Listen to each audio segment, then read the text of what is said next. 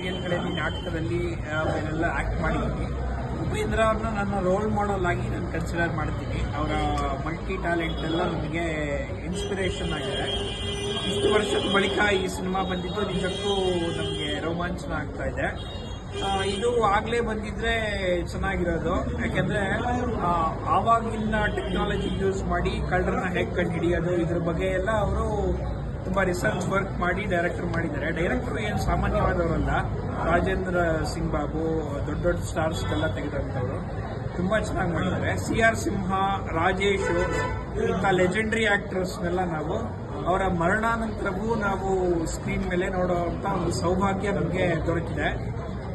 ಹಿಂದೂ ಆಗಲಿ ಮುಸ್ಲಿಂ ಆಗಲಿ ಮಾನವೀಯತೆ ಮುಖ್ಯ ಅನ್ನೋದು ಈ ಚಿತ್ರದಲ್ಲಿ ಹೇಳಿದ್ದಾರೆ. Super sir. ಜೊತೆಗೆ ಮಕ್ಕಳು ಆಕ್ಟಿಂಗು ತುಂಬಾ ಚೆನ್ನಾಗಿತ್ತು. ಮಕ್ಕಳ ಕೈಲಿ ಪರ್ಫಾರ್ಮೆನ್ಸ್ ತೆಗೆಸೋದು ತುಂಬಾ ಕಷ್ಟ. ಅದು ತುಂಬಾ ಹೆಕ್ಟಿಕ್ ವರ್ಕು.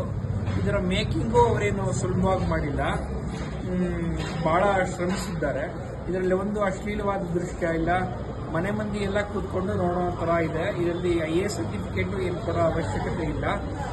ಎಲ್ಲ ವಯಸ್ಸವರು, ಎಲ್ಲ ಭಾಷೆಯವರು ಬಂದು ನೋಡೋ ಥರ ಇದೆ. ಇದು entertainment film, entertainment with good message ಇದೆ. ಹಾಡುಗಳು ಸರ್, ಹಾಡುಗಳು ಸ್ಟಾರ್ ನಿಮ್ಗೆ ಹೇಗೆ ಅನಿಸ್ತದೆ ಸರ್? ಅದೇ ಎಲ್ಲ ನಟರನ್ನ ಒಂದೇ ಇದರಲ್ಲಿ ಸೇರಿಸೋಂಥದ್ದು. ಅದೇ ಹಾಡು ತುಂಬ ಆಲ್ ಜನರ್ ಅಲ್ಲಿ ಇದೆಯಲ್ಲ ಸರ್, ಮಕ್ಕಳಿಂದ ಹಿಡಿದು ದೊಡ್ಡವರು ಎಲ್ಲ ಸಾಂಗ್ಸ್ಗಳು ಇದೆಯಲ್ಲ ಸರ್. ಹೌದು. ಸೊ ಒಬ್ಬರಿಗಂತ ಇಲ್ಲ ಇದರಲ್ಲಿ. ಅದೇ ಥ್ಯಾಂಕ್ ಯು.